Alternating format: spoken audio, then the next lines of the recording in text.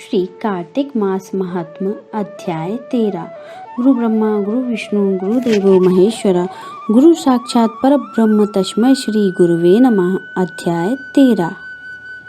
दोनों ओर से गदाओं बाणों और शूलों आदि का भीषण प्रहार हुआ। दैत्यों के तीक्ष्ण प्रहारों से व्याकुल देवता इधर उधर भागने लगे। तब देवताओं को इस प्रकार भयभीति हुआ देख गरुड़ पर चढ़े भगवान युद्ध में आगे बढ़े और उन्होंने अपना सारंग नामक धनुष उठाकर बड़े जोर का टंकार किया। त्रिलोकी शाब्दित हो गई। पल मात्र में भगवान के हजारों दैत्य सिर को काट गिराया तो विष्णु और जलंधर का महासंग्राम हुआ। बाणों से आकाश भर गया। लोग आश्चर्य करने लगे। भगवान विष्णु ने बाणों के वेग से उस दैत्य की ध्वजा छत्र और धनुष बाण काट डाले। उससे व्यथित हो उसने अपनी गदा उठाकर गरुड़ के मस्तक पर दे मारी। साथ ही क्रोध से उस दैत्य ने विष्णु जी की छाती में भी एक तीक्ष्ण बाण मारा।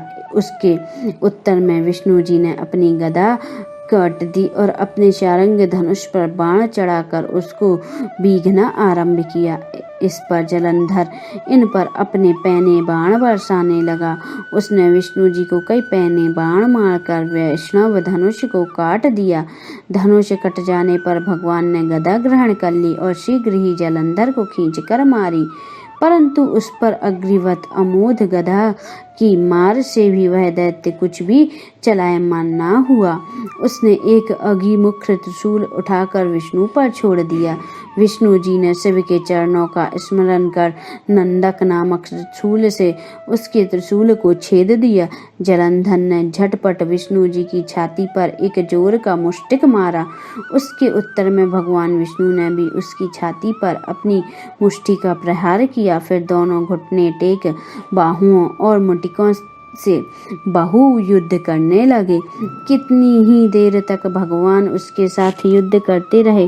तब सर्वश्रेष्ठ मायावती भगवान उस दैत्य राज्य से मेघवाणी से बोले, रे रद द्रुमण दैत्य श्रेष्ठ, तू धन्य है जो इस महायुद्ध में इन बड़े बड़े आयुधों से भी भयभीत न हुआ। तेरे इस युद्ध से मैं प्रसन्न हूँ। तू चाहे तो वर मांग सकता है। मायावी विष्णु की ऐसी वाणी सुन जलंधर ने कहा, हे भावुक, यदि आप मुझ पर प्रसन्न हैं तो यह वर दीजिए कि आप मेरी बहन तथा आप अपने सारे कुटुंबियों सहित मेरे घर पर निवास करेंगे। नारद जी बोले। उसके ऐसे वचन सुनकर विष्णु जी को खेद तो हुआ, किंतु उसी क्षण देवेश ने तथास्तु कह दिया। तब विष्णु जी की सब देवताओं के साथ जलंधरपुर में जाकर निवास करने लगे। जलंधर अपनी बहन लक्ष्मी और देवताओं सहित विष्णु को वहां पाकर बड़ा प्रसन्न हुआ। फिर तो देवताओं के पास जो भी रत्नादि थे सब ले जलंधर पृथ्वी पर आया।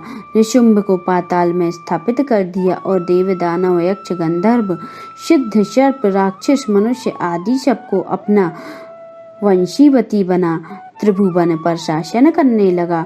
उसने धर्मानुसार सुपुत्रों के समान प्रजा का पालन किया। उसके धर्मराज से भी सभी सुखी थे। बोलिए श्री कार्तिक मास महात्म्य 14वां अध्याय संपन्न। श्रीमन नारायण नारायण हरि हरि। श्रीमन नारायण नारायण हरि हरि। जय श्री कृष्ण भक्तों।